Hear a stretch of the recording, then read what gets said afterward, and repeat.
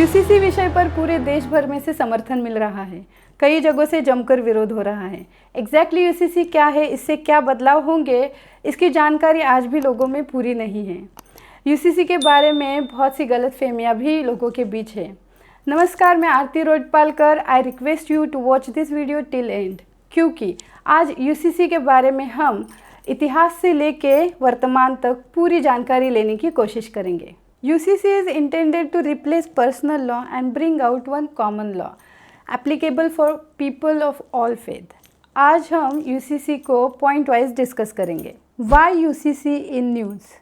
Why do we need UCC? History of UCC. What is UCC? What is Article 44? Constitution point of view. Why opposed to UCC? And last, changes after UCC. इन सारे सवालों के जवाब आज हम इस video में देखने वाले हैं। यूसीसी चर्चा में क्यों है? 2014 में बीजेपी ने केंद्र में अपनी सरकार बनाई। बीजेपी के इलेक्शन मैनिफेस्टो में प्रमुख 3 मुद्दे थे। पहला, आर्टिकल 370 एंड 35A, दूसरा राम मंदिर और तीसरा यूनिफॉर्म सिविल कोड यानी कि यूसीसी। पहले 2 मुद्दों को बीजेपी सरकार पूरा करने में सफल हुई है। आखिरी मुद्दे को भी बीजेपी सरकार पूरा करती दिख रही है, लेकिन देश भर में से कई भागों में से इसके लिए विरोध हो रहा है और इसीलिए यूसीसी चर्चा में है। Why do we need UCC? देश का लॉ यानी कि कानून हम इस प्रकार क्लासिफाई कर सकते हैं। एक है इंटरनेशनल लॉ और दूसरा है national law. National law classify किया है पब्लिक और प्राइवेट लॉ में। पब्लिक लॉ जिनमें आते हैं एडमिनिस्ट्रेटिव, क्रिमिनल और सिविल लॉ, जो सभी धर्म, जाति, प्रदेश, नागरिकों के लिए समान लागू होते हैं। परंतु प्राइवेट लॉ हमारे देश में अलग धर्म के लिए अलग अलग है, जैसे हिंदू लॉ, मुस्लिम लॉ और अदर्स। फॉर एग्जांपल, हिंदू एक ही शादी कर सकते हैं, वहीं मुस्लिम एक से ज़्यादा शादी कर सकते हैं। तलाक के मामले में भी कानून अलग अलग है। चाइल्ड अडॉप्शन सिर्फ हिंदुओं के लिए ही लीगल है। कानून में समानता लाना यही यूसीसी का एकमेव उद्देश्य है। पिछले कुछ केसेस देखे जाए, जैसे एलिमनी के मामले में शाह बानो केस 1985, धर्म परिवर्तन के मामले में Sarla Mudgal versus Union of India 1995, triple तलाक मामले में Shayara Bano versus Union of India 2017। इन सभी केसेस की जजमेंट ने सभी धर्म के महिलाओं के राइट्स को समान रूप से देखने को प्रोत्साहित किया। कई बार कोर्ट में ऐसे केसेस आए जिसका जजमेंट देने में अलग अलग पर्सनल लॉ की वजह से बहुत प्रॉब्लम्स आई। 4-5 बार सुप्रीम कोर्ट ने गवर्नमेंट को यूसीसी अप्लाई करने में क्या प्रयास लिए, इसका रिपोर्ट और एक्सप्लेनेशन मांगा। सुप्रीम कोर्ट ने सरकार को कई बार कड़े बोल सुनाए। सुप्रीम कोर्ट सरकार को यूसीसी लागू करने के लिए प्रोत्साहित कर रहा है।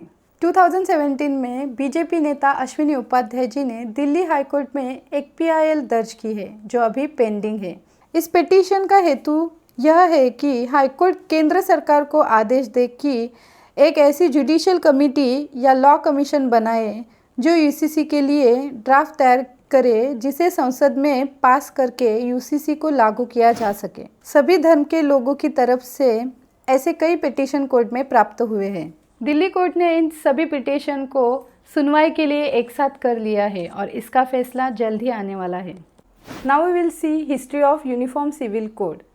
यूसीसी को एक बहुत बड़ा ऐतिहासिक आधार है। एंशियंट इंडिया यानी कि प्राचीन भारत। प्राचीन भारत में कानून वेद स्मृति पुस्तक पर आधारित है। सनातन धर्म के आधार पर यह कानून बनाया गया। वेद स्मृति को 3 पार्ट में डिस्ट्रीब्यूट किया गया है: मनुस्मृति, यज्ञवल्क्य स्मृति और नारद स्मृति। वेद स्मृति में श्लोक के स्वरूप में कानून लिखे गए हैं। वेद स्मृति को मानव धर्म भी कहा जाता है। आगे चलकर बौद्ध और जैन धर्म आए, जिससे थोड़े बदलाव आए, लेकिन मेनली वेद स्मृति इसी किताब पर कानून चलता था। मिडेवल इंडिया यानी मध्ययुगीन भारत में मुस्लिम शासक भारत में आए। इसे बहुत बदलाव देखे गए। शरीयत कानून देश में लागू होने लगा। शरीयत, जिसको डिवाइन लॉ भी बोला जाता है।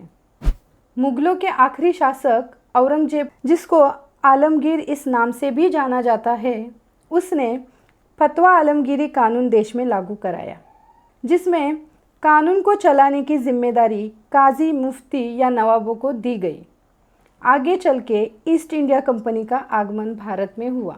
और एक बात स्पेसिफिकली मेंशन करना चाहूँगी, तकरीबन 1650 में छत्रपति शिवाजी महाराज समान कानून के पक्ष में थे और अपने स्वराज में सभी जाति धर्म के लिए उन्होंने समान कानून बनाया था।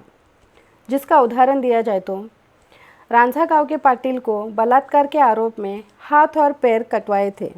उस सज़ा को उस समय चौरंगा बोला जाता था। ऊपरी जाति के लोगों को उस समय ना के बराबर सज़ा मिलती थी, जो कि चेंज करवा के छत्रपति शिवाजी महाराज ने सभी के लिए समान कानून लागू कर दिया था। मॉडर्न इंडिया यानी आधुनिक भारत। आधुनिक भारत में अंग्रेज़ों ने देश में पैर जमाने शुरू किए। बंगाल से ईस्ट इंडिया कंपनी ने शासन की शुरुआत की। 1975 में बंगाल के सिविल राइट्स खरीदे। अब जुडिशरी और एडमिनिस्ट्रेशन ईस्ट इंडिया कंपनी के हाथ में आई। रेगुलेटिंग एक्ट पहला कानून देश में लागू हुआ। उसके बाद सुप्रीम कोर्ट की स्थापना कलकत्ता में की गई। इंग्लिश लॉ को देश में लाया गया। इंग्लिश लॉ लागू करने के बाद सती जैसे गलत प्रथाओं को बंद करने के लिए कानून बनाए। 1857 में देश में बहुत बड़ी क्रांति हुई। ईस्ट इंडिया कंपनी को देश से भगाने की कोशिश असफल रही, लेकिन इसके साथ ईस्ट इंडिया कंपनी को हटाकर ब्रिटिश सरकार ने भारत की सत्ता को अपने हाथों में लिया। इंग्लैंड की क्वीन शासक बनी। सरकार ने भारत में यूनिफॉर्म कानून लाने का प्रॉमिस किया। Regulating act, Pitts act, charter act, Hindu widow and marriage act, Indian penal code, Indian council act, Rowlatt act, government of India act जैसे बहुत लॉ लागू किए। क्रिमिनल लॉ और सिविल लॉ एक समान ही लागू किए, लेकिन पर्सनल लॉ जो कि आज भी मुस्लिम लॉ और हिंदू लॉ से चलते हैं। बिफोर इंडिपेंडेंस हिंदू लोगों ने हिंदू लॉ में चेंजेस करने की मांग की, क्योंकि हिंदू लॉ में अलग अलग जाति के लिए अलग अलग शासन थे। ब्रिटिश सरकार ने हिंदू लॉ में कई बड़े बदलाव किए, जैसे कि मोनोगामी यानी कि एक विवाह और महिलाओं को संपत्ति में अधिकार एक्सेट्रा। मुस्लिम लॉ को चेंज करने के प्रयास में बहुत बड़ा विरोध दर्शाया गया। इसके चलते ब्रिटिश सरकार ने सिर्फ हिंदू लॉ में ही चेंजेस किए और मुस्लिम लॉ को वैसे ही रखा गया। आफ्टर इंडिपेंडेंस नेहरू जी ने हिंदू कोड बिल पास किया, जिसके चलते नेहरू जी को 1951 में इलेक्शन में बहुत बड़ी बहुमत से जीत हासिल हुई। डॉक्टर बाबा साहेब अम्बेडकर जी ने संसद में यूसीसी को आर्टिकल 35 में शामिल करने का प्रस्ताव दिया।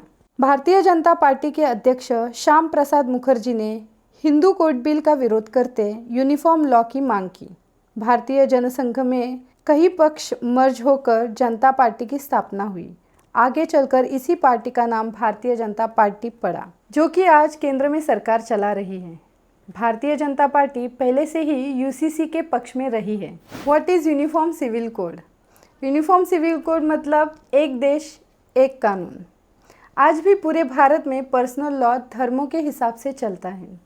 इसी धर्म के आधार पर चलने वाले कानून को हटाकर यूसीसी एक कानून लाएगा। इसमें मैरिज यानी कि शादी, डाइवोर्स यानी कि तलाक, चाइल्ड अडॉप्शन यानी कि बच्चा गोद लेना, सक्सेशन यानी कि उत्तराधिकारी और लास्ट इनहेरिटेंस इन प्रॉपर्टी यानी कि संपत्ति में अधिकार जैसे कई पर्सनल लॉ अलग अलग धर्म के लिए अलग अलग है। यूसीसी सभी धर्म के नागरिकों के लिए एक ही पर्सनल लॉ बनाएगा। अभी हम देखेंगे what is article 44। Article 44 comes under the directive principle of state policy. Article 44 of Constitution, which lays down that the state shall endeavor to secure a uniform civil code for the citizens throughout the territory of India. इसका मतलब है राज्य अपने नागरिकों के लिए एक समान कानून लाए, सभी जाति धर्म के लोगों के लिए एक ही कानून बना रहे। गोवा एक ऐसा राज्य है जहाँ पे यूसीसी ऑलरेडी लागू है। अभी उत्तराखंड और गुजरात में यूसीसी लागू करने का प्रयास जारी है। अभी हम देखेंगे constitution point of view. Article 25 and article 26 of constitution of India reserves fundamental rights of related religion, यानी आर्टिकल 25 एंड आर्टिकल 26 धर्म के मामले के पूरे अधिकार रिलेटेड रिलीजन को देता है। अधिकार ना मिलने पर कोर्ट में शिकायत भी कर सकते हैं, लेकिन आर्टिकल 44 डीपीएसपी के दायरे में आता है। इसका मतलब है कि आर्टिकल 44 के बारे में अगर शिकायत करनी हो तो उसके ऊपर कोई भी कोर्ट में शिकायत नहीं कर सकते। आर्टिकल 25, आर्टिकल 26 आर्टिकल 44 से कॉन्फ्लिक्ट करता है। अभी ये सरकार के सामने चुनौती है कि इस कॉन्फ्लिक्ट को कैसे सुलझाया जाए। या तो यूसीसी को आर्टिकल 44 से हटाकर फंडामेंटल राइट्स में लाया जाए। अभी ये आने वाला समय ही बताएगा। Next, why oppose to UCC. देश में यूसीसी को लेकर बड़े विरोध हो रहे हैं। कांग्रेस भी यूसीसी का कड़ा विरोध कर रही है। कुछ लोगों का कहना है कि यूसीसी लोगों के फंडामेंटल राइट्स में बाधा डाल सकता है। आर्टिकल 25 का वायलेशन भी हो सकता है। कई लोगों का यह भी कहना है कि ट्राइबल पीपल के अधिकार छीने जा सकते हैं। अभी हम देखेंगे चेंजेस आफ्टर यूसीसी। यूसीसी देश में लागू हो जाने पर बहुत से अच्छे बदलाव हमें दिखाई पड़ सकते हैं, जैसे कि देश में धर्म, जाति और लिंग भेदभाव मिट जाएगा। Inheritance, succession, marriage, divorce, child adoption and guardianship जैसे विषयों में भी भेदभाव मिट जाएगा। धार्मिक पर्सनल लॉ हटकर एक समान पर्सनल लॉ लागू होगा। महिलाओं के ऊपर हो रहे अत्याचार को रोक लगेगी। महिलाओं को समान अधिकार प्राप्त होगा। यूसीसी महिलाओं को right to equality and protection of law प्रदान करेगी। And last, UCC women empowerment में एक बड़ा कदम उठाएगा। आज देश को यूनिफॉर्म सिविल कोड की ज़रूरत है। भारत एक सेक्युलर देश है। यूसीसी लागू हो जाने पर भारत सही मायने में सेक्युलर देश बनेगा। So that's all about uniform civil code. If you find this information helpful, hit like and share this video among your friends. Don't forget to subscribe. Thank you.